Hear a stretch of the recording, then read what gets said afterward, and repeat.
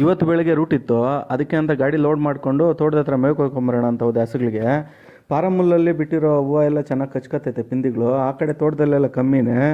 ಹಸುಗಳಿಗೆ ಮೇವೆಲ್ಲ ಕೊಯ್ಕೊಂಬಂದು ಮೇವಾಗ್ಬಿಟ್ಟು ರೂಟ್ ಕಡೆ ಹೊರಟೆ. ನಾನು ಹೋಗಿದ್ದು ನರಸಾಪುರ ಮಾಲೂರು ಕಡೆ ಇವತ್ತು.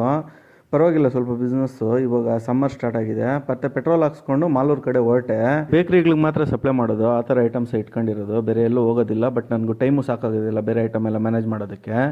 ಮಾಲೂರೆಲ್ಲ ಮುಗಿಸ್ಕೊಂಡು ಕೋಲಾರ ಕಡೆ ಬಂದೆ. ಈ ಫ್ಲೇವರ್ ನೋಡ್ತಿದ್ರಲ್ಲ, ಇದು ಬೆಂಗಳೂರು ಟು ಚೆನ್ನೈ ಹೈವೇದು. ಮಾಲೂರು ಕಡೆಯಿಂದ ಕನೆಕ್ಟ್ ಆಗುತ್ತೆ, ಟೇಕಲ್ ಕನೆಕ್ಟ್ ಆಗುತ್ತೆ, ಬಂಗಾರಪೇಟೆ ಕನೆಕ್ಟ್ ಆಗುತ್ತೆ, ಬೇತ್ಮಂಗ್ಲ ಕನೆಕ್ಟ್ ಆಗುತ್ತೆ.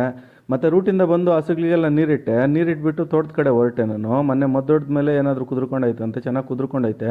ಅಲ್ಲಲ್ಲಿ ಮಗ್ಗು ಬರ್ತೈತೆ ಹೂಕೋಸು. ಮತ್ತು ಟೊಮಟೊನೂ ಚೆನ್ನಾಗಿದೆ, ರೇಟ್ಗಳು ಮಾತ್ರ ಇಲ್ಲ. ಹೂಕೋಸು 100ರಿಂದ 150 ಹೋಗ್ತೈತೆ, ಟೊಮಟೊನೂ ಅಷ್ಟೇ 100ರಿಂದ 150 ಟಾಪು. ಶಿವರಾತ್ರಿ ಮುಗಿದ ಮೇಲೆ ರೇಟ್ಗಳೇನಾದ್ರು ಜಂಪ್ ಆಗುತ್ತೆ ಅಂತ ಒಂದು ಚಿಕ್ಕ ಆಸೆ. ತೋಟದ ಹತ್ರ ಎಲ್ಲ ನೋಡಿಕೊಂಡು ಮಾವಿನ ತೋಟ ನೋಡೋಣ ಅಂತ ಹೋದೆ. ತೋಟದ ಹತ್ರನೇ ಒಂದು 2 ಎಕರೆ ತೋಪಿದ್ದು. ಇದೆಲ್ಲ ಬರೀ ತೋತಾನೆ, ಪಿಂದಿಗಳೆಲ್ಲ ಚೆನ್ನಾಗಿ ಕಚ್ಕೊಂಡೈತೆ. ಅದೆಲ್ಲ ಮುಗಿಸ್ಕೊಂಡು ಮನೆ ಹತ್ರ ಬಂದು ಹಸುಗಳನ್ನೆಲ್ಲ ಒಳಗಡೆ ಕಟ್ಟಾಕಿ ಹಾಲು ಕರೆದು ಒಣಲ್ಲಿ ಎತ್ಕೊಂಡು ಹೋಗೋಣ ಅಂತ ಬಂದೆ. ಇದೊಂದು 22,000ಕ್ಕೆ ನಾನು ತಗೊಂಡಿರೋದು. ಮೇವು ತುಂಬ ಕಷ್ಟ ಆಗ್ಬಿಟ್ಟಿದೆ, ಸ್ವಲ್ಪ ಫಾಲೋ ಮಾಡ್ಕೊಂಬಿಡಿ.